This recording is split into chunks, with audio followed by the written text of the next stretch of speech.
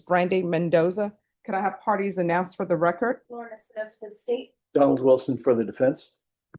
And are you Miss Brandy Mendoza? Counsel, have you received all discovery? Did you review it with your client? Yes, I have, Your Honor. Court will find that the state is in compliance with discovery. Ms. Mendoza, did you review the application for community supervision with your attorney? Did you understand it and sign it? You're gonna need to speak up so the court reporter can hear. Yes. All right, and did you review the true bill of indictment with your attorney? Did you understand it? Yes, Your Honor. Counsel, do you waive the reading of the indictment? Yes, I do. State, are you proceeding on the indictment as presented? Yes, Your Honor. Did you review the court admonishments with your attorney? Did you understand it and sign it in all the appropriate places? Your Honor. You're charged with possession of a Okay, pause here. This is a critical part of every plea hearing. What you're hearing right now is the judge making sure Brandy knows exactly what she's giving up. The right to a jury trial, to question witnesses, to stay silent, all gone the second she says no contest. It's the court's way of saying, we can't let you say later that you didn't understand. Smart move or rush decision? What do you think? Would you take the plea? controlled substance penalty group 1, less than 1 gram. That's a state jail felony. The range of punishment is anywhere from 180 days up to 2 years in the state jail facility and up to $10,000 fine. If you have a plea with the state, the court does not have to follow your plea. If for any reason the court does not follow your plea and gives you more than you bargained for, the fact that you entered a plea will not be used against you, and you will be allowed to withdraw your plea. Did you understand?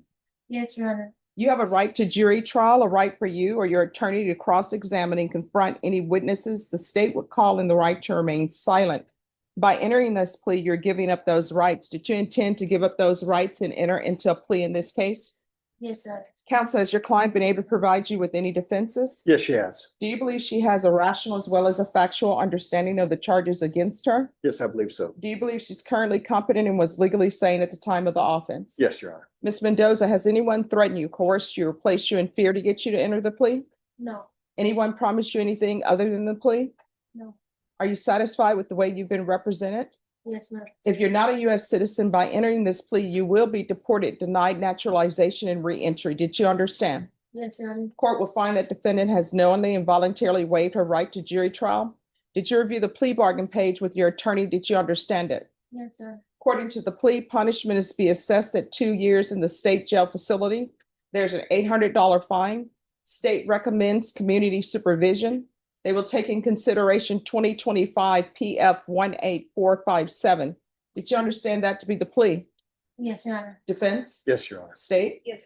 Did you review the waiver of appeal paragraph with your attorney? Did you understand it and sign it in both places? Yes, Your Honor. By signing that, you're waiving your right to appeal. The only items that can be appealed are written pretrial motions that have been filed, heard, and ruled upon by the court. Did you understand? Yes, Your Honor. Counsel, are there any such motions? No, Your Honor. Outside the agreement, the state is recommending that your community supervision be for a term of 2 years. There be a TAP evaluation, no harmful or injurious contact with Julia Ramirez, the DOEP course, regular random UAs, and the MRT. Did you understand those are recommendations from the state and the court does not have to follow those recommendations? Yes, Your Honor. Then to the offenses charged, how do you plead? Guilty, not guilty, or no contest? No contest. State any evidence? Yes, Your Honor. State offers State's Exhibit 1 and all attachments. No objection, Your Honor. All right, did you review the waiver and consent with your attorney? Did you understand it and sign it in all the appropriate places? Yes, Your Honor. Again, did you understand you have a right to jury trial, a right for you or your attorney to cross-examine and confront any witnesses the state would call in the right to remain silent? Yes, Your Honor. Did you understand that today the state will be presenting evidence in the form of witnesses' statements and police reports, but most importantly, there'll be no live testimony? Did you understand? Yes, Your Honor. Court will find that defendant has knowingly and voluntarily waived and consented to stipulation of testimony and stipulations. Court will accept into evidence State's Exhibits 1 and attachments and view the same. Yes, Your Honor. All right, after reviewing State's Exhibits 1 and attachments, the court will find there's sufficient evidence to find you guilty, and the court will find you guilty. Are you proceeding with sentencing? Yes, Your Honor. Anything you wish to say on behalf of your client? Judge, one, we just asked the court to go along with the agreement with one, I guess, Oof, here comes the emotional twist. The judge is clearly not buying the "it's all in the past" story. Notice how she drills down on the details: climbing through a window, physical altercation, accusations of cheating. This is where legal meets human drama. What starts as a possession case suddenly unravels into a tangled domestic dispute. It's like a reality show, but with real consequences. On the fine, she's, as you can see, she broke her leg and she's recently had surgery and spent almost a month in the hospital. She's not going to be able to put any weight on that leg for somewhere between 8 and 12 weeks. If we can at least delay starting making payments on that or probate some of that or something like that to give her some breathing room before she goes back to work, we would ask that. But otherwise, we'd ask you to approve and agree with our agreement on the plea for the probation. All right. Was the leg broken, removing the AC and climbing through the window? Is this something else? No, something else. That just happened recently. All right. And why is there a request for no harmful or injurious contact with Ramirez? Judge, there was another case that has been already dismissed that was family violence disturbance or that sort of thing that has been dismissed. And so the state is being overly cautious. Well, here's the thing. When I'm reading the police report, when the police came out, you said that you were homeless, you don't live there. So when there are relationships and you get to the point where police are being called out, people are removing AC units and going through windows and people are fighting each other, that's not a good relationship. And what usually happens is no problems have been solved. People just ignored it. And then the fact that you think somebody's cheating is going to rear its head and you're not going to be successful at this probation. So unless this person comes to court and tells me they want contact with you, Judge, he is present. oh. Well, I will hear from that person. It's not saying that I'm going to allow contact, but I'll hear from them. Are they the person who brought you down here today? All right. So I don't understand why they're here then. How did they know you would be here? Well, she knew about the case. Okay. Yeah, because I will tell you what I'm reading in here. You said that you don't live together. You said that she was cheating on you. I don't. She lives with her mother and Okay. So are you all still in a relationship? No.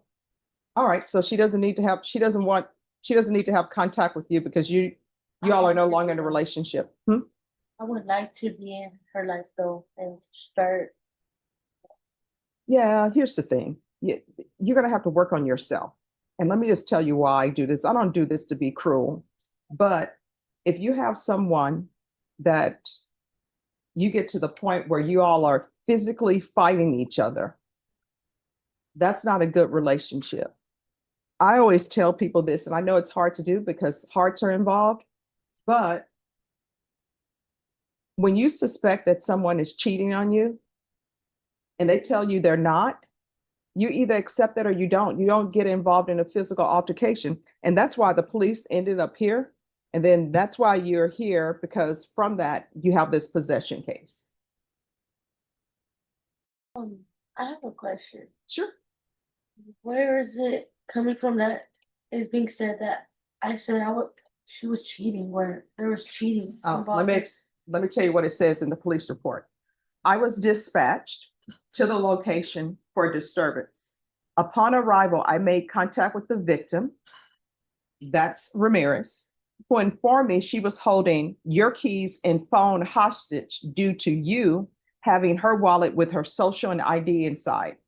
Victim stated that suspect had been allowed to stay at the listed residence for a month now, and they have had an intimate relationship together. I tried to solve the matters by having each party give what they claim the other took. Suspect, that's you, informed me she did not have the victim's wallet. I spoke with the victim and began gathering the story and was informed that her wallet had gone missing from where she normally places it, and that after she stepped away, it was gone. Victim was adamant that it was you who took the wallet. Victim then elaborated on her grabbing suspect's keys and phone and locking suspect outside the residence.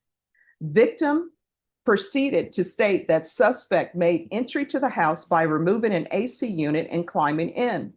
Suspect proceeded to grab a hold of victim, leaving visible injuries. Suspect proceeded to punch victim on the left side of her face twice with a closed fist. I observed visible injuries to victim's left cheek. Suspect then grabbed victim's shirt and began aggressively pulling it, leaving a large scratch on the left side of the victim's neck. Victim stated she defended herself to get suspect off of her. The two parties then separated and called for police. Victim refused to cooperate initially with the police in regards to photographs, paperwork, and statements. Suspect informed me nothing physical happened and she did not live with the victim. Suspect then stated that she was homeless. I was then provided with the story of suspect, that's you, demanding to see victim's phone due to some suspicions of victim. Now this is where probation gets real. Every condition the judge lists is a lifeline or a landmine. No drugs, no contact, no living with minors. Basically, Brandy's on a short leash and one misstep could send her straight to state jail. But then the judge adds parenting classes that can wipe out community service hours. A tiny bit of hope tucked into a tough sentence. Fair balance or overreach? Let me know what you think. Cheating on her. This is what initially created the argument between both individuals. So that's where I get that. So this is what the court is going to do. There's going to be an $800 fine. That will be probated. 2 years in the state jail facility, suspended and probated for 2 years. Regular reporting by Zoom or in person. Take in consideration 2025 PF 18457. TAP evaluation out of custody, follow TAP recommendations. There's to be no contact with Julia Ramirez. Do you have any children? Yes, ma'am. What are their ages? 7 and 10. Do they live with you? Currently, no. Is Child Protective Services involved? No. So why are your children not living with you? I lost my apartment and I asked my kid's father to watch them and he just hasn't gave them back. So we're going through like court and that's next month to determine like us getting half and half. And if you're drug tested today, what are the results going to be? And you will get drug tested.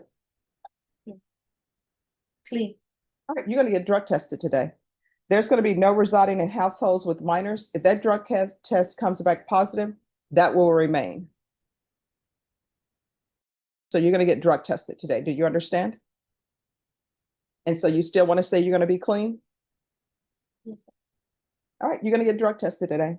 So there's going to be no residing in households with minors, no unsupervised contact with minors. Proof of employment within 45 days, no employment as a home health care provider or with minors. Judge, that's where we'd ask for some leeway because she may not be able to work. Oh, we'll find it. You just need to give a doctor's note to them and then we'll take that up. So she needs to provide a doctor's reason for not being able to work. 120 hours of community service restitution. I'm going to order parenting classes. Once that's completed, the community service hours will be deemed satisfied. And there's going to be field visits 1 time per month until further notice. Probation, is there anything else? All right. Did you review the document entitled trial court? Did you review the document entitled trial court certification of defendant's rights to appeal with your attorney? Did you understand it and sign it? Yes, ma'am. Because this is a plea bargain agreement, because I followed your plea bargain agreement, and because you waive your right to appeal, you do not have the court's permission to appeal. Because this is a felony conviction, you're not allowed to own or possess any weapons or ammunition. If you have a question over what that is, you'll need to speak to an attorney. Do you understand? Yes, Your Honor. All right, good luck to you. They'll give you where you need to go to do the drug test. Judge, she is presently living with her mother in Kyle, up north of San Marcos. Her mother, though, is in the process of moving to the valley in sometime in the next month or 2 months. And so we will have to come back and ask for permission to transfer it or Oh, we something. can do a transfer to Cal. Well, that's just for the time being. Then it's going to be Rio Grande Valley. Okay, all right, thank you. And what county is Cal? Kyle is in Hayes County, I believe. Okay. All right, and then you'll do the UA today. And she's gonna tell you where you need to go to do the UA. All right,